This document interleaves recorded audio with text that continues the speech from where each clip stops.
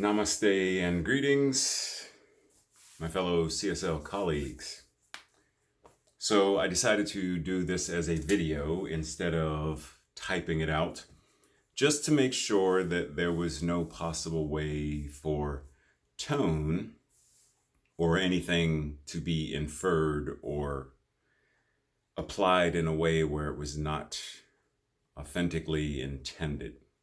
So, best way is directly from one's mouth and vocal cords.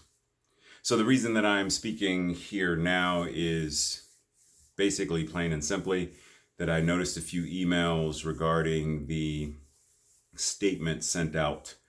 Don't remember when it was originally sent out, but the statement from the SMSE team and some changes that have been made and have been commented on in a way where it is making a change, making an improvement on the original statement.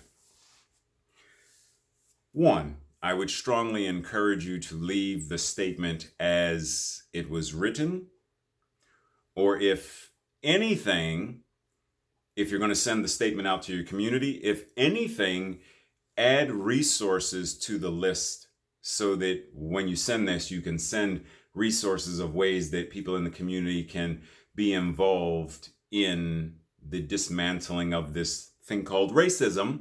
That is a thing. It is a condition. And our not being willing to name a thing is part of the problem. So, for example, I used to be a public school teacher. And when I would tell students, first day of school when they're coming in my room and I'm letting them know the ground rules of my classroom and how I conduct my classroom, and I go through, it's a classroom where everyone's voice is heard, where everyone is respected, etc., etc., etc. Justice. And what I noticed is when I specifically added in, I will not tolerate bullying. I will not tolerate ... The students who had experienced bullying, etc., appreciated the fact that I was making sure they knew that this safe environment included this aspect of their experience. And so what I realized is when I don't specifically tell them that I see you and I know what you are experiencing, and this space is a space where you will not experience that by name. You will not experience homophobia in my classroom.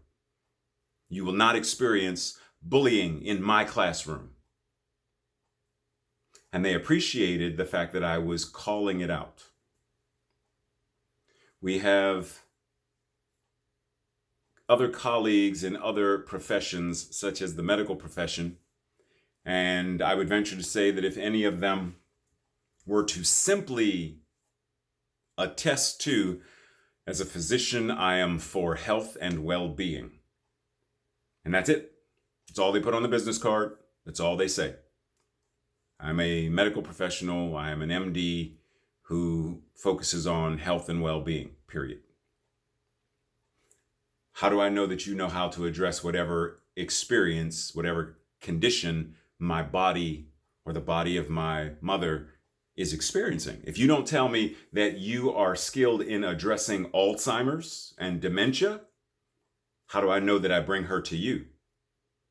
Unless you name the thing that you are addressing in order to restore the essence of wholeness and perfection of her being to the best of your ability.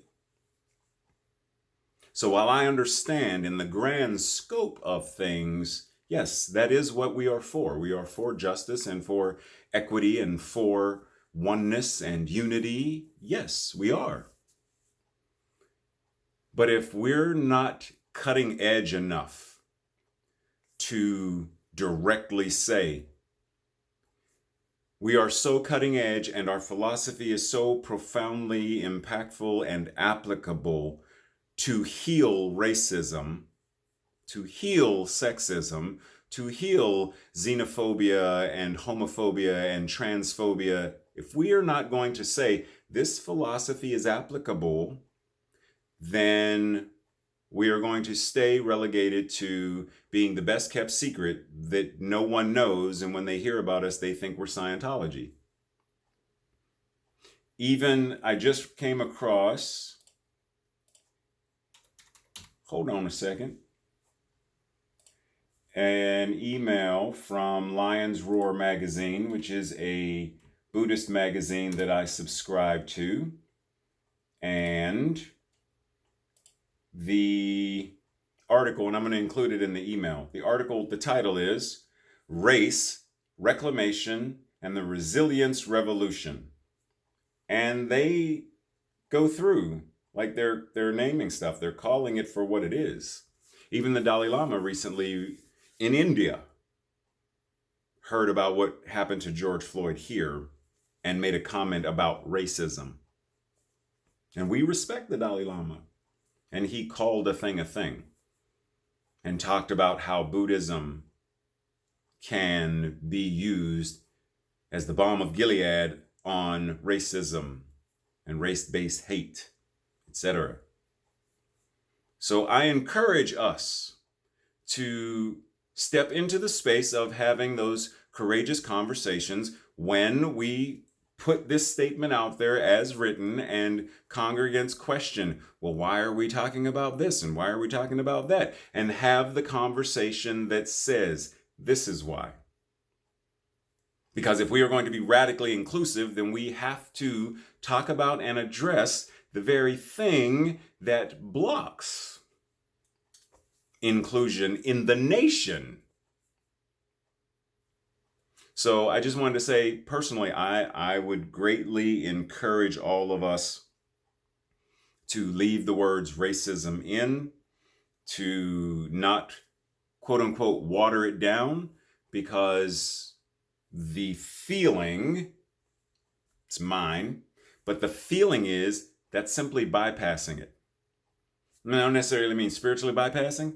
I mean, here's this thing called racism, and rather than addressing it head on with this teaching, we are going around it and not even acknowledging that it is even there.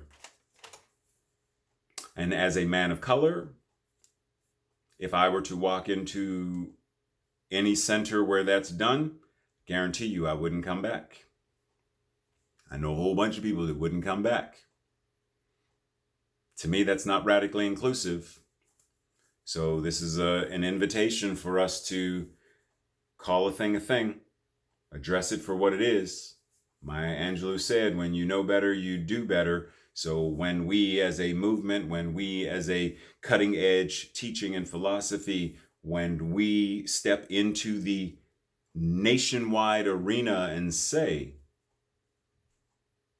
not all houses, like Reverend Rafe posted a graphic saying all houses matter. Yeah, but to that house that's burning right now, your house isn't on fire. That one is.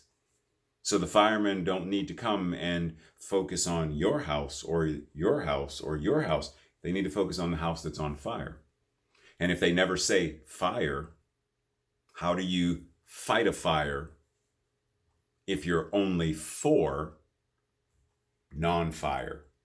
You're only for the flameless. Then how do you put out the thing that shall not be named? How do you get the, well, you can't call it a fire hose because then I have to say fire. How do I get the hose to put water into it to put that orange stuff? How do I stop that? Right? So we have to call a thing. It's fire. It's damaging. It's destructive in this instance.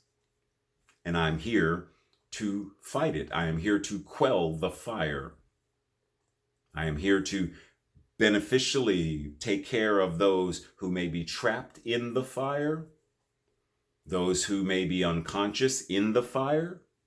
Go in, rescue them, pull them out, restore them, rejuvenate them, resuscitate them, and put the fire out. Namaste.